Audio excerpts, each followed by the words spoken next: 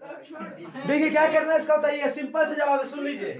A is equal to P bracket 1 plus R by 100 का power T होता है।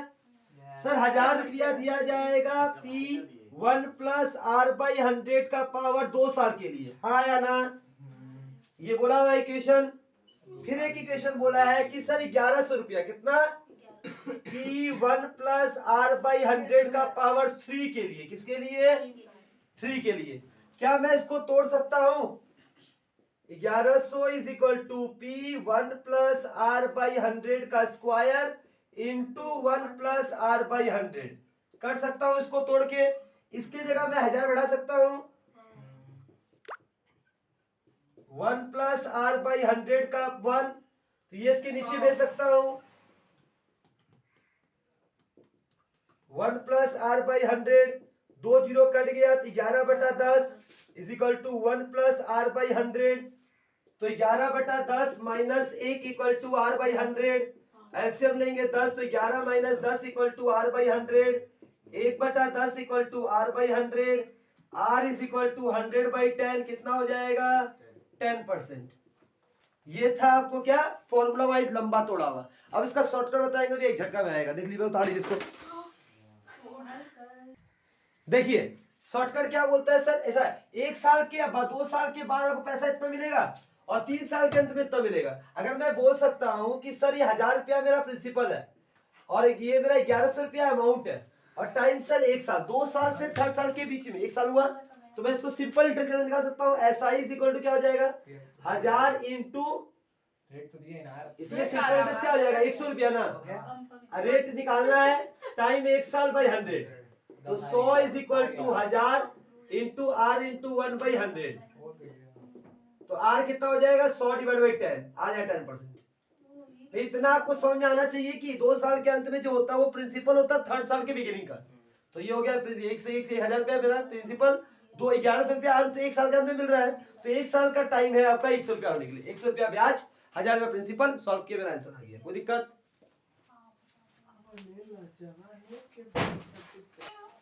देखिएगा क्वेश्चन ये बहुत ही थोड़ा कॉन्सेप्ट वाला क्वेश्चन पढ़िएगा। क्या बोला है? बोल रहा है इन द बाइनोमियल एक्सपेंशन में अगर a प्लस एक्स का पावर अगर n है, number of the middle term क्या होगा?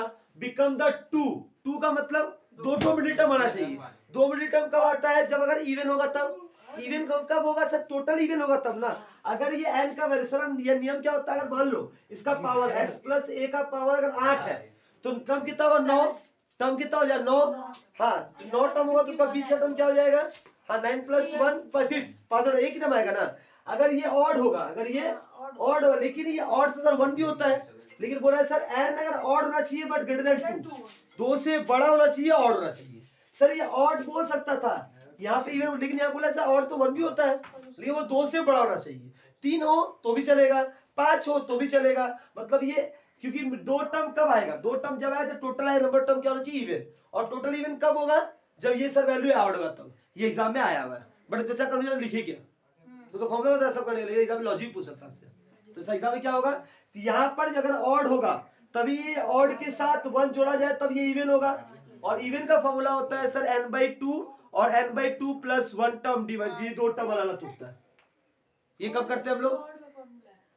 ऑड अगर रहा तो प्लस 1 करके n/2, टोटल इवन होने पर n/2 अलग। मान लो अगर ये 7 है, 7 प्लस 1 8 होगा तो टर्म 4 टर्म और 5 टर्म होगा ना, उसी का तो n/2 प्लस 1 होता है। ठीक है, देख लीजिए। देखिएगा इसका क्या करेगा बेटा? सिंपल जवाब है कि सर NPR अगर 720 है और NCR अगर तुम्हारा 120 है, बताओ n का वैल्यू क्या होगा, r का वैल्यू क्या होगा? सर सिंपल सा दोनों का फॉर्मूला बढ़ा दो। NPR इज इक्वल टू 720, इसका मतलब n factorial divide by n minus r factorial. ये कितना है? 720, इक्वेशन 1। और NCR कितना दिया है sir? 120, n factorial divide by n minus r factorial into r factorial. ये कितना है? 120, इक्वेशन नंबर 2। करना क्या है सर? इन दोनों को इसको इससे डिवाइड कर दो। क्या कर दो? n factorial divide by n minus r factorial whole divide by n factorial divide by n minus r factorial into r factorial. 720 by 120, ये कट जाएगा इससे, ये कट जाएगा इससे, पलटेगा तो क्या आ जाएगा r फैक्टोरियल, और ये से कटेगा 6 बार में। बताओ 6 फैक्टोरियल किसका हो जाएगा सर? 6 किसका हो जाएगा? 3 फैक्टोरियल ना, 3 इंटू 2 इंटू 1 आता है ना 6, r फैक्टोरियल हो गया 3 फैक्टोरियल, तो r का वैल्यू क्या आ गया 3, r आ गया 3, तो सिंपल सा बात है सर, r3 इसमें भी है, r3 इसमें भी है, तो ये दो तो कैंसिल है, r3 होगा सर 93, np3 720। अब 3 तो ऐसा कौन सा नंबर जिसको 3 तो लगातार गुणा करने 720 आता हो? चेक करो, 10 9 8 करके कि 9 8 7 करके, 10 9 8 करके, 10 इंटू 9 इंटू 8, 9 8 72 दूना 720, तो क्या होता है बेटा? n का वैल्यू 10 आ जाएगा, सीधा क्वेश्चन। तो आंसर क्या हो जाएगा? 10 और 3। कोई दिक्कत? यही वाला याद है सर, बहुत पहले 10C3 करना रहेगा तो आंसर मेरा आ जाएगा। देखा बाबू, टोटल नंबर ऑफ फैक्टर्स, बचपन का पढ़ाई का सम दिया है, ये कोई पढ़ाई का सम नहीं है। क्वेश्चन बोला 2700 का कितना तो फैक्टर टूटेगा 1 को छोड़कर। अगर मैं 2700 को तोड़ते हैं तो 1 इंटू 2700 कितना 2700 होता है? 2 के पारा 2700 आता है? हाँ सर आता है। 1350 आई थिंक, हां 1350 2700 होता है। 3 के पारे में आता है? हाँ सर। कितनी बार में? 900 बार में। 4 के पारे में आता है? हाँ सर। 400 कितना बचा है? नहीं यार, रुकिए, 675 4 5 20, हां 5 के पारे में आता है सर। 6 के पारे में आता है? 16 हो गया, 15 या 50 दे दे बेटा, कैलकुलेटर देना। 7 के पारे में नहीं आता है? जोड़ दो इधर। आएगा ये 7 के पारे में नहीं आता। 2700 जोड़े 7 नहीं आता। 8 के पारे में आता है? नहीं आता। 9 के पारे में आता है? 300 बार में, 10 के पारा में? 27 बार में, 270 बार में। 11 के पारे में नहीं आता। 12 के पारे में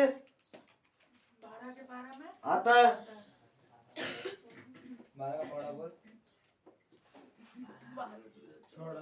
13 का पारा में आता है। 14 के पारे में आता है। 15 के पारे में आता है।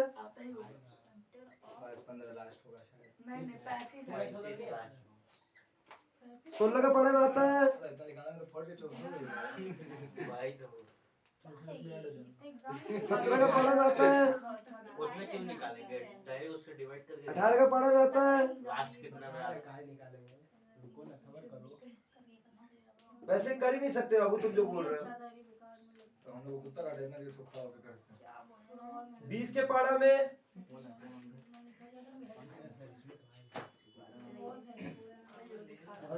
21 के पारे में आता है। 22 में 27 में सीधा आ जाएगा। 28 में अधान बेटा, तू वैसे मत करना। अब क्या हो गया? 20 हुआ। अब किसको से